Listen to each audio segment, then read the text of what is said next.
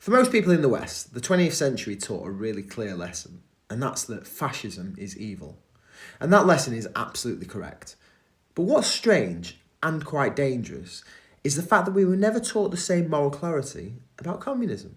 Communism emerged from Marxism, the idea that history is driven by class struggle and that society must be forcibly reshaped in order to achieve equality. In theory, it promises fairness and liberation. However, in practice, it requires extreme centralisation of power and the destruction of the individual freedom. And every single major attempt to implement communism has followed the same pattern. In the Soviet Union under Joseph Stalin, millions of people were killed through purges, forced labour camps, and engineered famines.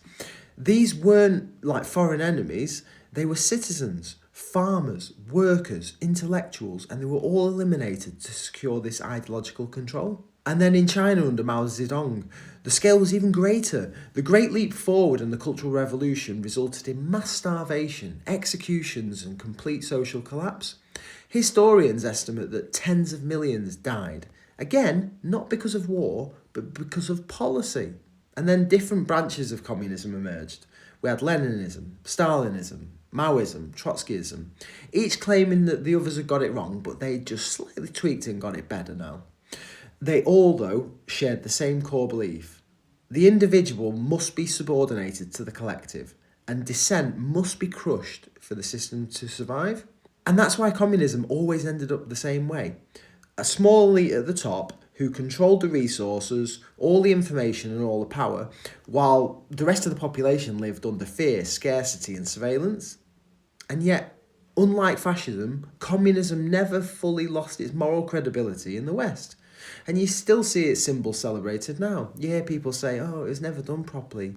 You even see admiration for modern China, praised for efficiency, control and economic growth, while totally ignoring the censorship, surveillance and the suppression of dissent that make that system possible. Communism didn't disappear. It merely adapted and evolved. So classical communism failed because it was obvious. We had central planning, state ownership, one ideology, one truth. It collapsed because it openly violated human nature. So you know what they did? They changed the methodology.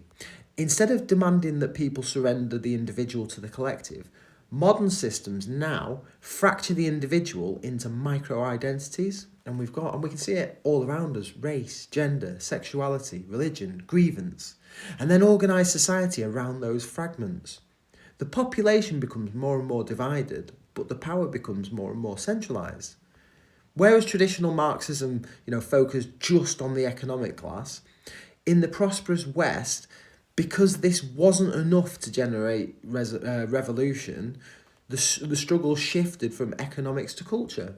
And so no longer was it workers versus owners, but now it's groups versus groups. And this permanent tension replaces solidarity. People aren't told to obey the state, they're told to affirm their identity. Don't question that narrative. Speech is violence. Silence is complicity. Control no longer looks like tanks on the street. It looks like cultural enforcement, moral pressure, institutional conformity and dependency on central systems, all justified in the language of equality, safety and progress. The result is a society that looks very diverse, but thinks within a very, very narrow range of approved ideas. And so then this doesn't require a single secret group directing it, because ideologies don't need central command once they become embedded in the institutions.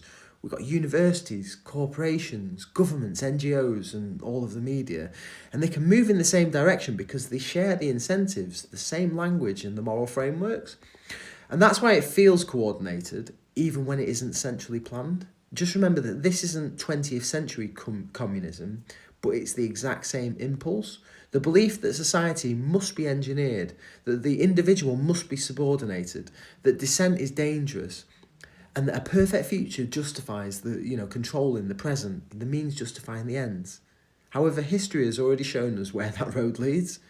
And the warning signs aren't, red flags or hammer and sickle banners. They're systems that centralise power, fragment society, replace truth with ideology, and then still claim moral superiority throughout all of this process. And that's one lesson and one group that we ignore at our peril.